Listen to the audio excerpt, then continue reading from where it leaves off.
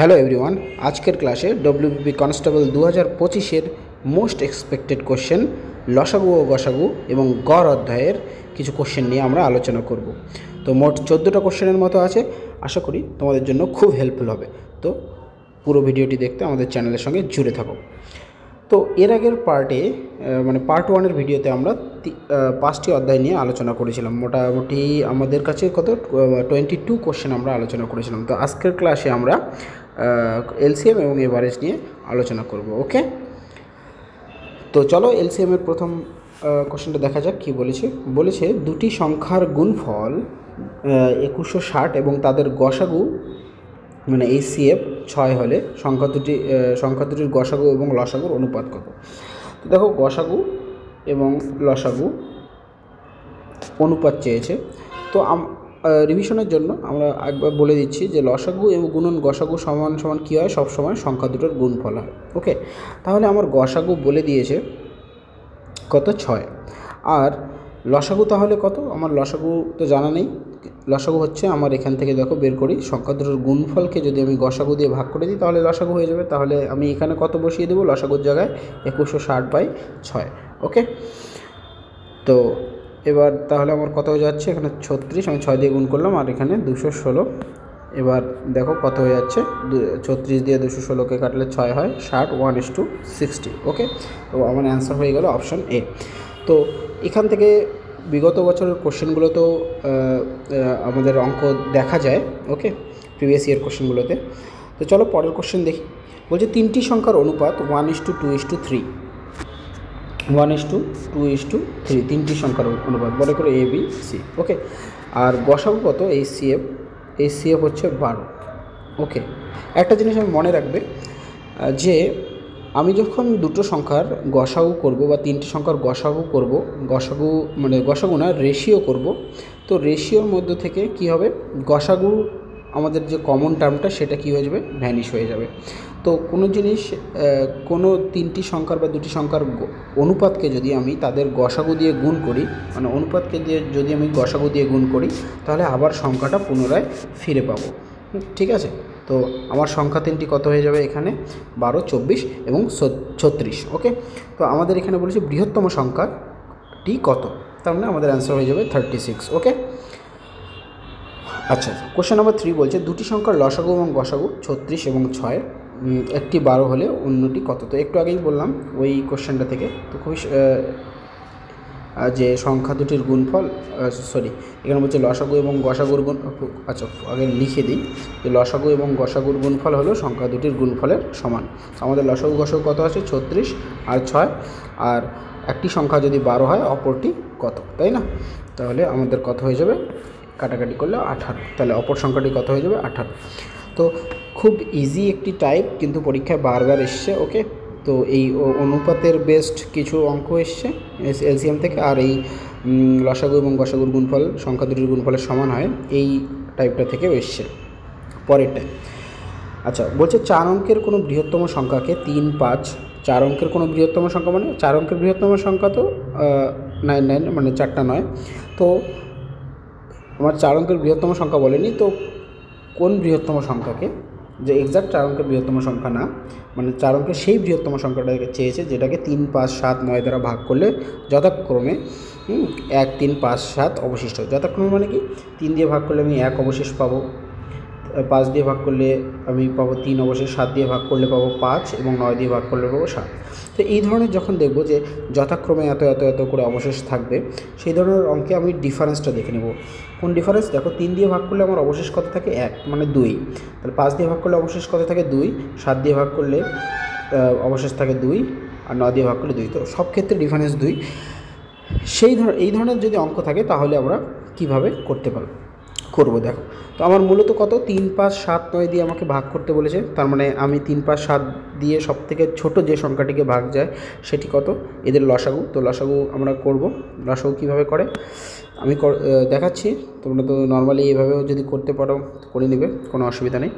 9, 7, 5 আর দরকার নেই, তার মানে হচ্ছে আমার 45 × 7, 5 × 35, 3, 4 × 315। তাহলে এলসিএম আমার কত হয়ে গেল, 315। আচ্ছা, এবার বোঝো ঠিক আছে, মানে আমার 4 অঙ্কের যে বৃহত্তম সংখ্যাটি হবে এখানে, সেটি 315 দিয়ে ভাগ যাবেই, মানে 315-র গুণিতক হবে। ওকে, তার মানে যে সংখ্যাটি ভাগ যাবে সেটার এককের অঙ্কে কত থাকতে লাগবে? 5 থাকতে লাগবে। আর এই যে ডিফারেন্সটা 2 দেখছো, তোমার যখনই এই অঙ্ক থাকবে তখন কি করবে, তুমি তার সঙ্গে 2 জুড়ে দিবে, বিয়োগ করবে না, জুড়ে দেবে। ওকে, তো জুড়ে দিলে আমাদের অ্যান্সার ইউনিট ডিজিটে কত আসবে? 7 আসবে। তো দেখো এখানে অপশান সি হচ্ছে আমাদের 7। মানে আমি বলতে চাচ্ছি যে 315 দিয়ে তোমার 4 অঙ্কের বৃহত্তম সংখ্যা যেটা ভাগ যায় সেটা হচ্ছে 97, 65। ওকে, দেখবে এবং 315 দিয়ে ভাগ যায়। এবং তোমরা যদি 3, 5, 7 এবং 9 দিয়ে যদি 3, 5, 7 এবং 9 দিয়ে যদি ইন্ডিভিজুয়ালি এটাকে ভাগ করো, তাহলে দেখবে 3 দিয়ে ভাগ করার সময় তোমরা 1 অবশিষ্ট পাবে এবং যথারীতি বাকিগুলোর ক্ষেত্রেও ঘটবে। ওকে, তো মনে রাখবে এই ট্রিকটা, ইউনিট ডিজিট মেথডের মাধ্যমে আমরা এই অঙ্কটা খুব সহজে করতে পারি, আর না হলে এভাবে আমরা করতেই পারবো। তো এখানে ভাগ যাওয়ার পরে মানে আমি প্রথমে লসাগু করে নেব। লসাগু দিয়ে লসাগু দিয়ে আমরা কি করব? 315 দিয়ে আমি 4 অঙ্কের বৃহত্তম সংখ্যাকে ভাগ করব। এখানে সামথিং একটা রিমাইন্ডার পড়ে থাকবে। তো 999 থেকে সেই রিমাইন্ডারটা বিয়োগ করে দিলে আমার সংখ্যাটা চলে আসবে 9765। ওকে, তার মানে 9765কে 315 দিয়ে পুরোপুরি ভাগ যাবে, তার সঙ্গে এই ডিফারেন্সটা যদি আমি 2 যোগ করে দিই তাহলে আমি আনসারটা পেয়ে যাবো। তো আমরা যখন দেখব ডিফারেন্ট ইউনিট মেথড আছে তখন তো আমার ক্ষেত্রে খুবই সোজা হয়ে যাবে অঙ্কটি। ওকে, নেক্সট, কোন ক্ষুদ্রতম সংখ্যাকে 8, 12, 16 এবং 20 দিয়ে ভাগ করলে প্রতি ক্ষেত্রেই ভাগশেষ 5 থাকবে? তো এই অঙ্কটা, এই টাইপটা বেশ ইম্পর্টেন্ট। ওকে, এটা একটা টাইপ যে প্রতি ক্ষেত্রে ডিফারেন্ট অবশেষ থাকবে, আর পরেরটি হলো প্রতি ক্ষেত্রে একই অবশেষ থাকবে। তো এই ক্ষেত্রে আবার কি করবে, এই তোমরা 8, 12, 16 এবং 20-র লসাগু বের করবে। তো লসাগু বের করার নিয়ম যেটা, এভাবে আমরা ডিভিজিবিলিটি দিয়ে করতে পারি। 20 দিয়ে 20কে যায়, 16 দিয়ে 20কে যায় না কেন? কারণ হচ্ছে এখানে একটা 4-এর প্রয়োজন আছে, আর 12 দিয়ে একটা 3-এর প্রয়োজন আছে, আর 4 দিয়ে 2, 8 হয়ে গেল। তার মানে আমার কত হয়ে গেল? 180 না, কত ছিল? 8, 12, 16, 20 ছিল। ওকে, তো না এইভাবে কোথাও গড়বড় করলাম কি? নর্মালি করে দেখছি, দাঁড়াও। 8, 12, 16, 20 করে দেখাচ্ছি। মানে 4 2 8, 3 4 12, 4 4 16, 4 5 20। তো এইভাবে তোমরা করতেই পারো। কোথাও যেন আমার ওখানে মিস হচ্ছিলো কিছু। তো আমাদের এখানে কত হয়ে গেল? এখানে 8, আর এখানে হচ্ছে 5 6 30। তো আমাদের কত? 240 হয়ে যাবে এলসিএম। ঠিক আছে না? ওখানে কোথাও মিস করছিলাম আমার এর আগের মেথডটাতে।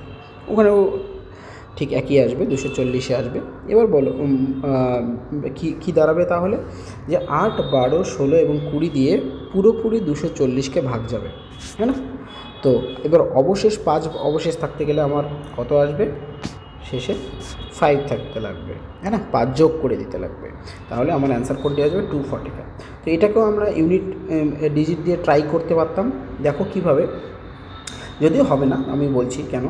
দেখো 20-র ডিভিজিবিলিটি, আমি 20 দিয়ে কোন সংখ্যাকে ভাগ যাবে? যার শেষে 0 থাকবে অথবা 5 থাকবে, হ্যাঁ কি না? ওকে, আর 5 থাকবে না, 0 থাকবে। ওকে, এবার 16 দিয়ে অবশ্যই এখানে 16-র মাঝখানে আছে, এটা জোড়া সংখ্যা হবে, 0 অথবা থাকবে। তো 0 থাকলে জোড়া সংখ্যা, 8 জোড়া সংখ্যা, 2 জোড়া সংখ্যা।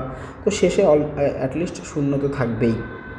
এবার 0 যদি থাকে, ভাগশেষ রাখতে গেলে আমাকে এক্সট্রা কত যোগ করতে লাগবে? 5 যোগ করতে লাগবে। তার মানে আমার অ্যান্সারের ইউনিট ডিজিটে কত থাকবে? 5 পড়ে থাকবে। তো এখানে তো আমার 3টি অপশনেই 5 আছে, তাই আমরা এই মেথড দিয়ে যাচ্ছি না। ওকে, আচ্ছা, তারপরে অঙ্ক তোমাদের 5টি অঙ্ক হয়ে গেল। তারপরে বলছে 3টি ঘন্টা একবার একসাথে বাজার পর 12-15 সেকেন্ড অন্তর বাজতে থাকে। তার মানে কি হলো?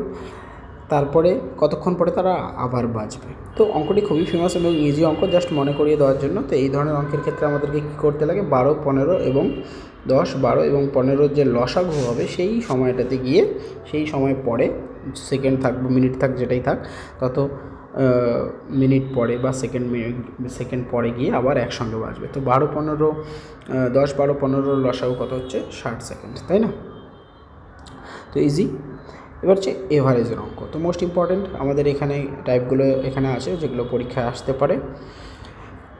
তো এই অঙ্কটি থেকে বলেছে দেখো যে 16টি ছেলের গড় বয়স কত, 16টি ছেলের গড় বয়স 20, তাদের মধ্যে একটি নতুন মেয়ে আসে, ফলে তাদের সবার গড় বয়স 2 করে বেড়ে যায়। তার মানে একজন নতুন এসছে, যার কারণে তারা কত হয়ে গেল, 17 জন হয়ে গেল। আর এভারেজ তাদের 17 জনের নতুন এভারেজ কত আমরা পরে দেখব, কিন্তু এভারেজ সবার গড় বয়স কত, 2 করে বেড়ে গেল, হ্যাঁ না, সবার গড় বয়স 2 করে বেড়ে গেল। কেন বাড়লো? কারণ দেখো, যদি 16 জনের গড় বয়স 20 ছিল, মেয়েটির বয়স যদি 20 হতো, তাহলে এভারেজ ঠিকই থাকতো, বাড়তো না।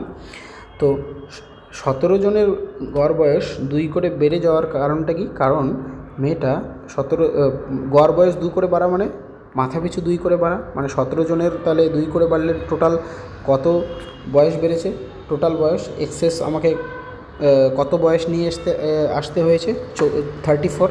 ওকে, তার মানে আমি আমার এভারেজ মেনটেনের জন্য আমাকে তো 20 আনতেই লাগবে, এবং সবার 17 জনের বয়স 2 বছর করে বৃদ্ধি করার জন্য আমাকে এক্সট্রা আরও 34 নিয়ে আসতে লাগবে, হ্যাঁ না, মানে আমার বয়স আরও এক্সট্রা কত, এভারেজের থেকে 34 বেশি হতে লাগবে, তবেই তো এই 34 17 এখানে যে 17 জন লোক আছে তাদের মধ্যে ডিস্ট্রিবিউট হবে।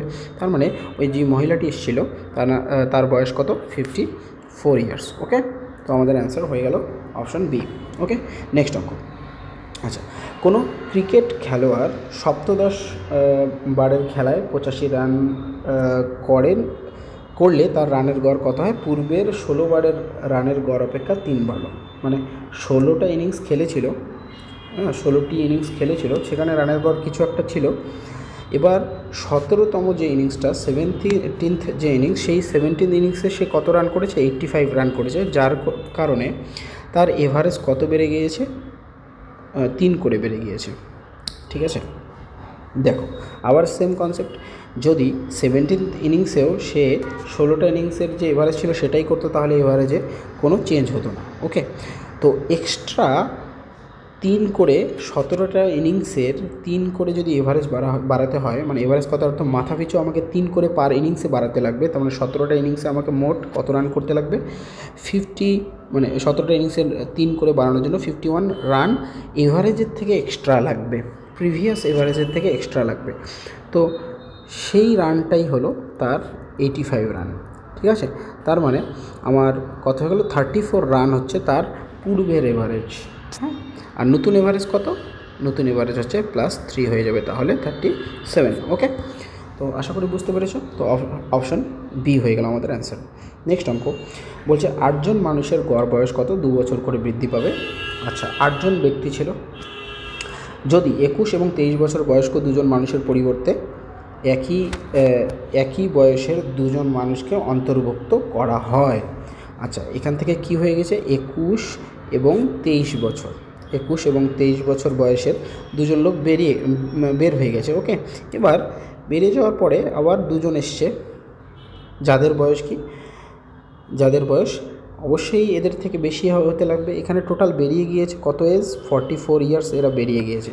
আচ্ছা, 2 জনের মোট বয়স কত? 44 ইয়ার্স, মানে 44 ইয়ার্স আমাদের 8 জনের টোটাল বয়স থেকে এক্সক্লুড হয়ে গেছে।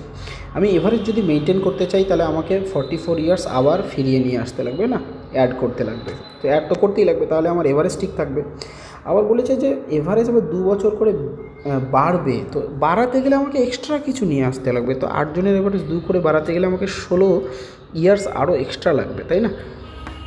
16 বছর আরও আমাকে এক্সট্রা হতে লাগবে, ওই যে 2 জন নতুন ইনকামিং যে ব্যক্তি 2 জন আসবে তাদের বয়স, না? তো 44 ইয়ার্স চলে গিয়ে ইয়ার্সের 2 জন চলে গিয়েছে, কিন্তু আসলো কত ইয়ার্সের 2 জন? যোগ 16 মানে হচ্ছে 60 ইয়ার্সের 2 জন ব্যক্তি আসলো, মানে মোট 2 জনের যে 2 জন আসলো তাদের মোট বয়সের সমষ্টি হচ্ছে 60 ইয়ার্স। আর যেহেতু বলেছে একই বয়সের 2 জন, তার মানে পার্সন 1 30 ইয়ার্স, পার্সন 2 30 ইয়ার্স, তার মানে প্রত্যেকের বয়স কত? 30 ইয়ার্স করে। তো অপশন সি। ওকে, তারপরে 30 জন বালিকার বয়সের গড় কত? 13। আচ্ছা, 30 জন বালিকা, তাদের বয়সের গড় 13। তাদের প্রথম 18 জনের গড় বয়স হচ্ছে 15 বছর, 18 জনের গড় বয়স 15 বছর, তাহলে বাকি যে 12 জন আছে তাদের গড় বয়স কত? তো আমি ডিফারেন্সিয়াল মেথড দিয়ে করছি, তোমরা আরও অন্যান্যভাবে করতে পারো, বেসিক মাল্টিপ্লিকেশন এবং সাম বের করে, সাম টোটাল বের করে বিয়োগ করে তারপরে করতে পারো। মানে 30, মানে এইভাবে 30 × 13 থেকে যদি তুমি 18 × 15 বিয়োগ করে দিয়ে 12 দিয়ে ভাগ করে দাও, তাও অ্যান্সার হবে। আমি একটু ডিফারেন্সিয়াল দিয়ে দেখাচ্ছি ডিফারেন্টভাবে। তো এখানে আমাদের এভারেজ কত? এভারেজের থেকে এই 18 জনের বয়স কত বেশি বলো তো? সরি, 2 করে বেশি না? আচ্ছা, 2 করে বেশি, মানে মোটে 18 জনে পার হেড 2 করে বেশি এভারেজ, তার মানে 18 জনে 36 বেশি। তাহলে এই যে 12 জন আছে, 12 জনের এভারেজ তো 13 থাকতেই লাগবে, ঠিক আছে, 13 মেনটেন করতে লাগবে। কিন্তু এই এক্সেসটা যেটা আছে সেটা এখানে কি করে দেবে? এদেরকে বলবে যে তোদের বয়স কম হলেও চলবে, কারণ আমরা এক্সেস কত ক্যারি করছি? 36। তো এই এক্সেস 36টা 12 জনের মধ্যে ডিস্ট্রিবিউট হয়ে যাবে, তাই না? তাহলে এভারেজের থেকে এদের কত কম আনলেও চলবে? 3 কম হলেও চলবে, তার মানে 10। ওকে না? তো মূলত ডিফারেন্সিয়ালে কী হয় যে কোনো দিকের এক্সেস অন্য দিকে গিয়ে অ্যাডজাস্ট হয়ে যায়। তো এদের যেহেতু এভারেজের থেকে এরা ভালো পারফর্ম করছে, তার মানে এই 12 জনের এভারেজের থেকে কম পারফর্ম করলেও চলবে। তো এদের এভারেজ এজ কত হয়ে যাবে? বাকি 12 জনের 10 ইয়ার্স করে। তো আমাদের অ্যান্সার অপশন বি হয়ে গেল। ওকে, নেক্সট বলছে প্রথম 15টি বিজোড় সংখ্যার গড়। তো এই অঙ্কটা করার আগে আমি একটা বলে দিই যে তোমাদের 3 ধরনের কোশ্চেন এখানে থাকতে পারে। প্রথম এনটি স্বাভাবিক সংখ্যা, স্বাভাবিক সংখ্যা যদি গড় বলে, তাহলে তোমাকে সমষ্টি জানতে লাগবে। সমষ্টি কত? সমষ্টি হচ্ছে n × n+1/2। আর তাহলে যদি এভারেজ বলে তাহলে কত হয়ে যাবে? n/2। ওকে, আর যদি জোড় সংখ্যা বলে, মানে বিজোড় সংখ্যা বলে, বিজোড় সংখ্যার সাম হচ্ছে n², আর এভারেজ কত? n। যটা বিজোড় সংখ্যা বলবে প্রথম থেকে, অবশ্যই প্রথম এনটি, হ্যাঁ, প্রথম থেকে, মানে 1 থেকে শুরু করে। আর যদি জোড় সংখ্যা যদি বলে, তাহলে জোড় সংখ্যার সাম হচ্ছে n × n+1, আর এভারেজ হচ্ছে অনলি n+1। ওকে, আচ্ছা, তাহলে আমাদের প্রথম 15টি বিজোড় সংখ্যার গড় বলেছে। তো প্রথম 15টি বিজোড় সংখ্যা দেখো কোথায় আছে। বিজোড় সংখ্যা গড় হচ্ছে, তাহলে গড় হয়ে যাবে a = 15। ওকে, যখন বিজোড় সংখ্যার গড় বের করতে বলে, তো যটা সংখ্যার বলবে প্রথম থেকে, তো সেটাই তার গড় হয়ে যায়। কেন? দেখো, যদি সাম আমি বের করি, 15টি সংখ্যার সাম কত হবে? 15²। আর গড় করতে গেলে কত দিয়ে ভাগ করবো? যেহেতু 15টি সংখ্যা, তাহলে 15 দিয়ে 15 কেটে যাবে, তো 15ই হবে তাদের গড়। ওকে, আচ্ছা, তো এভাবে তারপর বলছে স্বাভাবিক সংখ্যার বর্গের গড়। তো এখানে আমাদের একটা সূত্রটার সঙ্গে আর একটা জুড়ে দাও, যে প্রথম এনটি যদি এন সংখ্যক প্রথম থেকে, মানে 1 থেকে যদি আমি এন সংখ্যক বর্গের সমষ্টি নেই, হ্যাঁ, এন সংখ্যক সংখ্যার বর্গের সমষ্টি নেই, তাহলে সাম কত হয়? n × n+1 × 2n+1/6। আর এভারেজ কত হয়ে যায়? শুধু এই এনটা কেটে যায়, হ্যাঁ না, n+1 × 2n+1/6। ওকে, তো সেটা এখানে হয়ে যাবে। তো কয়টি বলেছে? তো আমাদের এভারেজের সূত্রটা কী হয়ে গেল এখানে? n+1 × 2n+1/6। দ্যাট ইজ, তো যেহেতু প্রথম 5টি বলেছে, মানে 1 থেকে 5টি সংখ্যার স্কোয়ার করে যোগ করব, হ্যাঁ না, এইভাবে ডট তাদের বর্গের গড় নির্ণয় করতে বলছে। তো আমাদের এনের ভ্যালু 5 হয়ে যাবে, যেহেতু প্রথম থেকে 5টি নিতে বলেছে। ওকে, তাহলে 5 আর 6 হয়ে গেল এখানে, আর 5 11 হয়ে যাবে, হ্যাঁ কি না? 6, তো এই 6 দিয়ে 6 কেটে গেল, তার মানে এভারেজ কত হয়ে গেল? 11। তো আমাদের অ্যান্সার কোনটা হয়ে গেল? Option A. ওকে, নেক্সট অঙ্ক। তো 7 নম্বর কোশ্চেনে বলেছে যে 75 জন মেয়ের গড় বয়স 47 ইয়ার্স। ওকে, পরে জানা যায় যে একজন মেয়ের ওজন 45 কেজি লেখা হয়েছিল। আচ্ছা, 45 কেজি লেখা হয়েছিল, যার প্রকৃত ওজন 25 কেজি। আচ্ছা, 25 কেজিটা ছিল সঠিক ওজন, হ্যাঁ, আর 45 কিলোটা ছিল ভুল ওজন। তার মানে আমার রিডিংয়ে কত ভুল ছিল, মানে এক্সেস আমি বাড়তি কত লিখেছি? রিডিং 20। তাহলে এই বাড়তি 20 রিডিং আমার লেখা ছিল, সেটা এখন আমাকে অ্যাডজাস্ট করতে লাগবে, হ্যাঁ কি না? তার মানে কমে যাবে সবার গড়। কত কমবে? এই যে ঘাটতিটা হলো 20-র, সেটা 75 জনকেই পোহাতে হবে, হ্যাঁ কি না? তার মানে কাটাকাটি করলে কত হচ্ছে? 4 আর 15, তাহলে 4/15। তো 4/15 অলমোস্ট 2.5-এর থেকে একটু বেশি হয়, হ্যাঁ কি না? 2.5-এর থেকে একটু বেশি হয়। কেমন করে বুঝলাম? যে দেখো 4/16 হলে কত হয়? 1/4, আর 1/4 মানে 0.25, তাহলে আমার এখানে কত 4/15 আছে, যেহেতু হরটা কম তাহলে 2.5-এর থেকে বেশি হবে, তো আমি ধরে নিচ্ছি 2.6 হবে। ওকে না? তাহলে আমার যে টোটাল গড়টা ছিল এখন সেটা আমার এই ভুল এন্ট্রিটার জন্য আমার এভারেজ কমে আসবে, কারণ টোটাল আমার সাম তো কমে গেল না, আমি 45 থেকে 25-এ চলে আসলাম, আমাকে কারেক্ট করতে হলো 20, ওভারঅল সাম মানে সমষ্টি 20 কমে গেল, সেই 20টা আবার 75 জনকেই বিয়ার করতে লাগবে, তার মানে মাথা পিছু কত কমে গেল? 0.26-এর মতো। তাহলে আমার নতুন এভারেজ কত হয়ে গেল? 46.74-এর কাছাকাছি। তার মানে আমাদের অ্যান্সার কোনটা হচ্ছে? দেখো অপশনে এবিসি, মানে অপশন এ হয়ে যাচ্ছে। ওকে, তো আশা করি তোমরা বুঝতে পেরেছো। চলো আজকের লাস্ট অঙ্ক আমাদের বলছে 8টি সংখ্যার গড় 21, যদি প্রত্যেকটি সংখ্যাকে 8 দিয়ে গুণ করা হয় তবে প্রাপ্ত সংখ্যার গড় কত হবে?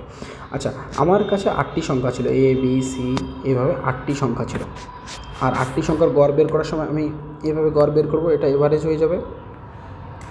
এবার যদি 8টি সংখ্যাকেই 8 দিয়ে গুণ করি, 8টি সংখ্যাকেই যদি 8 দিয়ে গুণ করি, তো 8 কমন নিয়ে নিলাম, তো আমার এটা হয়ে যাবে।